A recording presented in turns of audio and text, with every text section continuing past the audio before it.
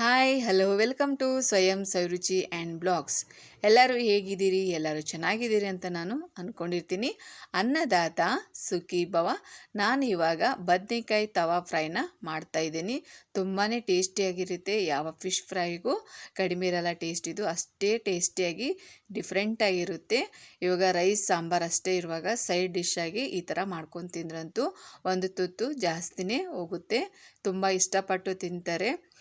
ಬನ್ನಿ ಹಾಗಾದರೆ ಯಾವ ಥರ ಮಾಡೋದು ಬದ್ನೆಕಾಯಿ ತವಾ ಫ್ರೈನ ಅಂತ ಈ ವಿಡಿಯೋದಲ್ಲಿ ನೋಡೋಣ. ತುಂಬ ಈಸಿಯಾಗಿರುತ್ತೆ, ಡಿಫ್ರೆಂಟಾಗಿರುತ್ತೆ. ಟೇಸ್ಟ್ ಮಾತ್ರ ಫಿಶ್ ಫ್ರೈ ಥರನೇ ಇರುತ್ತೆ. ಬನ್ನಿ ಯಾವ ಥರ ಮಾಡೋದಂತ ನೋಡೋಣ. ಇವಾಗ ನೋಡಿ 2 ಬದ್ನೆಕಾಯಿನ ತೊಗೊಂಡಿದ್ದೀನಿ. ಬೀಜ ಇರಬಾರ್ದು ಅಂತಂದು ತೊಗೊಳ್ಳಿ. ಇವಾಗ ಸ್ವಲ್ಪ ಹುಣಸೆಹಣ್ಣನ್ನ ತೊಗೊಂಡೇನೆ, ಒಂದು 10 ನಿಮಿಷ ನೆನೆ ಇಟ್ಟು ತೊಗೊತಾ ಇದ್ದೀನಿ ಬದ್ನೆಕಾಯಿನ. ಇಷ್ಟ ಆದರೆ ಸಾಕು. ನೀವು ಬದ್ನೆಕಾಯಿ ಎಷ್ಟು ತೊಗೊತೀರಿ ಅಷ್ಟು ನೋಡಿಕೊಂಡು ಹುಣಸೆಹಣ್ಣನ್ನು ನೆನೆ ಹಾಕ್ಕೊಳ್ಳಿ. ನಾನು 2 ಬದ್ನೆಕಾಯಿಗೆ ಇಷ್ಟನ್ನು ನೆನೆ ಹಾಕಿ ತೊಗೊಂಡಿದ್ದೀನಿ. ಹುಣಸೆಹಣ್ಣನ್ನು ಒಂದು 10 ನಿಮಿಷ ನೆಂದರೆ ಸಾಕು. ಇವಾಗ ಇದನ್ನು ರೌಂಡ್ ಶೇಪಾಗಿ ಕಟ್ ಮಾಡಿ ತೊಗೊಂಡಿದ್ದೀನಿ ನಾನು ಬದ್ನೆಕಾಯಿನ.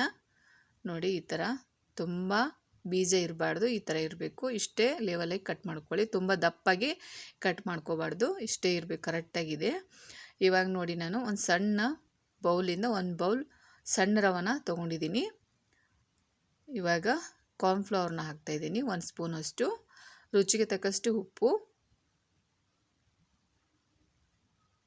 ಇವಾಗ 1 ಸ್ಪೂನಷ್ಟು ರೆಡ್ ಚಿಲ್ಲಿ ಪೌಡರ್ನ ಹಾಕ್ತಾಯಿದ್ದೀನಿ. ನೋಡಿಕೊಂಡು ಹಾಕ್ಕೊಳ್ಳಿ ಖಾರ ಎಷ್ಟು ಬೇಕು ಅಂತ. ಇವಾಗ 1 ಸ್ಪೂನ್ ಗರಂ ಮಸಾಲ ಹಾಕ್ತಾಯಿದ್ದೀನಿ. ಇದಿಷ್ಟನ್ನು ಕರೆಕ್ಟಾಗಿ ಮಿಕ್ಸ್ ಮಾಡ್ಕೊತಾ ಇದ್ದೀನಿ.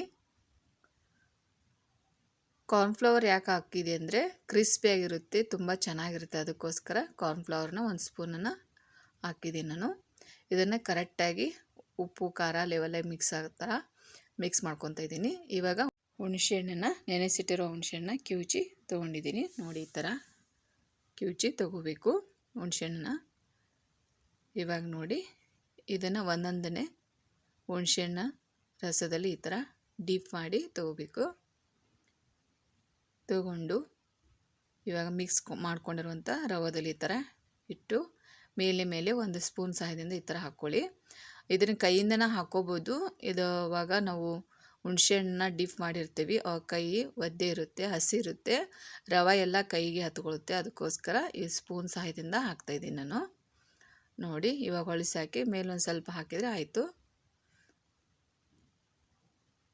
ನೋಡಿ ಈ ಥರ ಮಾಡ್ಕೊಳ್ಳಿ. ಉಪ್ಪು ಖಾರ ಕರೆಕ್ಟಾಗಿ ಹೀರ್ಕೊಳ್ಳುತ್ತೆ. ಈ ಥರ ಹುಣಸೆಹಣ್ಣು ರಸನ ಡೀಪ್ ಮಾಡಿ ಮಾಡೋದ್ರಿಂದ ಮತ್ತು ಟೇಸ್ಟು ತುಂಬ ಚೆನ್ನಾಗಿ ಬರುತ್ತೆ. ಅದಕ್ಕೋಸ್ಕರ ನೋಡಿ ಈ ಥರ ಹುಣಸೆಹಣ್ಣಲ್ಲಿ ಡೀಪ್ ಮಾಡಿ ತಗೊಳ್ಳಿ. ಫಿಶ್ ಫ್ರೈ ಥರನೇ ಇರುತ್ತೆ, ಟೇಸ್ಟ್ ಮಾತ್ರ ಸೂಪರಾಗಿರುತ್ತೆ. ಇದೇ ಥರ ನೀವು ಒಮ್ಮೆ ಟ್ರೈ ಮಾಡಿ ನೋಡಿ. ಮೇಲೆ ಈ ಥರ ಹಾಕ್ಕೊಂಡು, ಇಲ್ಲಾಂದರೆ ಕೈ ಒದ್ದೆ ಆಗಿತ್ತು ಅಂದರೆ ರವೆ ಎಲ್ಲ ಕೈಗೆ ಅಂಟಿಕೊಳ್ಳುತ್ತೆ. ಆವಾಗ ನೆಕ್ಸ್ಟ್ ಇನ್ನೊಂದನ್ನು ಫ್ರೈ ಮಾಡುವಾಗ ಮಿಕ್ಸ್ ಮಾಡುವಾಗ ಕರೆಕ್ಟಾಗಿ ರವೆ ಹತ್ತೋದಿಲ್ಲ. ಅದಕ್ಕೋಸ್ಕರ ಸ್ಪೂನ್ ಸಹಾಯದಿಂದ ಮಾಡ್ತಾಯಿದ್ದೀನಿ. ನೋಡಿ ಈ ಥರ ಡೀಪ್ ಮಾಡಿಕೊಂಡು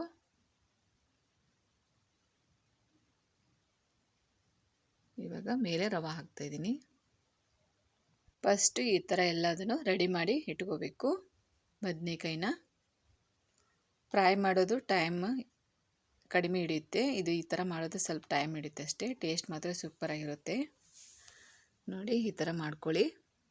ನೋಡಿ ಇವಾಗ ನಾನು ಎಷ್ಟನ್ನು ಮಾಡಿ ತೊಗೊಂಡಿದ್ದೀನಿ. ಇವಾಗ ತವಾಕ್ಕೆ ನಾನು ಎಣ್ಣೆಯನ್ನು ಹಾಕ್ತಾಯಿದ್ದೀನಿ.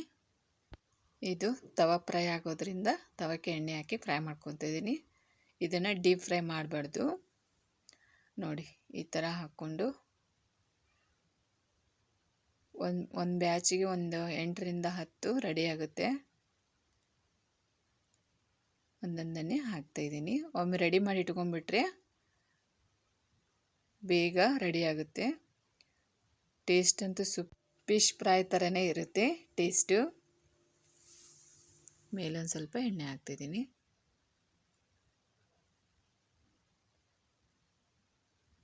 ನೋಡಿ ಸ್ವಲ್ಪ ಕಲರು ಚೇಂಜ್ ಆಗ್ತಾ ಇದೆ.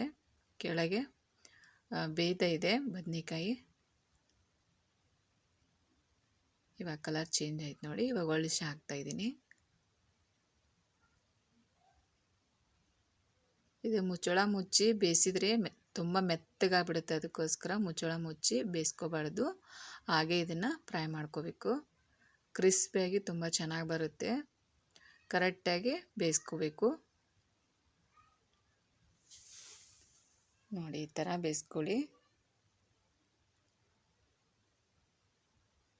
ತುಂಬಾ ಚೆನ್ನಾಗಿರುತ್ತೆ ಟೇಸ್ಟು. ಇವಾಗ ಮಕ್ಕಳಿಗೆ ಈ ಥರ ಡಿಫ್ರೆಂಟಾಗಿ ಮಾಡಿಕೊಡಿ, ಇಷ್ಟಪಟ್ಟು ತಿಂತಾರೆ ಮಕ್ಕಳು. ಇವಾಗ ನೋಡಿ ಮತ್ತೆ ನಾನು ಹೊಳಿಸಿ ಹಾಕ್ತಾಯಿದ್ದೀನಿ. ಚೆನ್ನಾಗಿ ಇದನ್ನು ಫ್ರೈ ಮಾಡ್ಕೊತಾ ಇದ್ದೀನಿ. ಸ್ವಲ್ಪ ರೋಸ್ಟಾಗಿ ಬೇಯಿಸ್ಕೋಬೇಕು ಇದನ್ನು.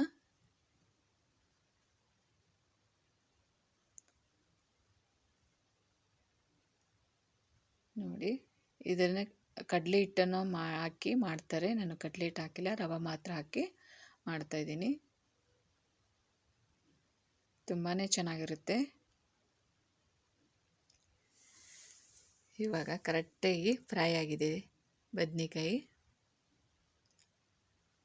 ಇವಾಗ ತೆಗಿತಾ ಇದ್ದೀನಿ ನೋಡಿ. ಒಂದು ರೆಡಿ ಮಾಡಿ ಇಟ್ಕೊಂಡ್ವಿ ಅಂದರೆ ಬೇಗ ಪಟ ಅಂತ ರೆಡಿ ಆಗುತ್ತೆ. ಇವಾಗ ನೋಡಿ ಬದ್ನೆಕಾಯಿ ತವಾ ಫ್ರೈ ರೆಡಿಯಾಗಿದೆ. ಸರ್ವ್ ಮಾಡ್ತಾಯಿದ್ದೀನಿ. ಟೇಸ್ಟಿಯಾಗಿರುವಂಥ ಬದ್ನೆಕಾಯಿ ತವಾ ಫ್ರೈ ರೆಡಿಯಾಗಿದೆ. ಈ ಫಿಶ್ ಫ್ರೈ ಥರನೇ ಇರುತ್ತೆ ಟೇಸ್ಟು. ಒಮ್ಮೆ ಈ ಥರ ಟ್ರೈ ಮಾಡಿ ನೋಡಿ. ಡಿಫ್ರೆಂಟಾಗಿರುತ್ತೆ ಟೇಸ್ಟು. ಇಷ್ಟಪಟ್ಟು ತಿಂತಾರೆ ಮನೆಯಲ್ಲಿ ಎಲ್ಲರೂ. ಫಸ್ಟ್ ಟೈಮ್ ನಮ್ಮ ಚಾನಲ್ನ ನೋಡ್ತಾ ಇದ್ದರೆ ನಮ್ಮ ಚಾನಲ್ನ ಸಬ್ಸ್ಕ್ರೈಬ್ ಮಾಡಿ, ನಿಮ್ಮ ಫ್ಯಾಮಿಲಿ ಫ್ರೆಂಡ್ಸ್ಗೆ ಶೇರ್ ಮಾಡಿ.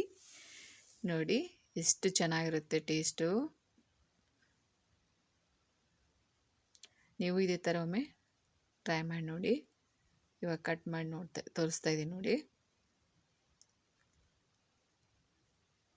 ಬದ್ನೆಕಾಯಿ ಫ್ರೈ ಅಂತ ಅನಿಸೋದೇ ಇಲ್ಲ, ನಿಮಗೆ ಡಿಫ್ರೆಂಟಾಗಿರುತ್ತೆ ಟೇಸ್ಟು. ಈ ಥರ ನೀವು ಒಮ್ಮೆ ಟ್ರೈ ಮಾಡಿ ನೋಡಿ.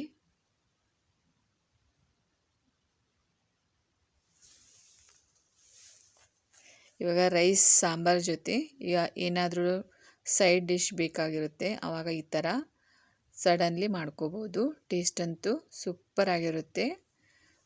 ಒಂದು ಸಲ ಈ ಥರ ರೆಡಿ ಮಾಡಿ ಇಟ್ಕೊಂಡ್ರೆ ಪಟ ಅಂತಂದೇಳಿ ಫ್ರೈ ಮಾಡ್ಕೋಬೋದು ತವಾ ಫ್ರೈನ.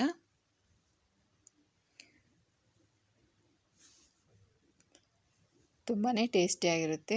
ಮಕ್ಕಳಂತೂ ತುಂಬ ಇಷ್ಟಪಟ್ಟು ತಿಂತಾರೆ. Thank you for watching.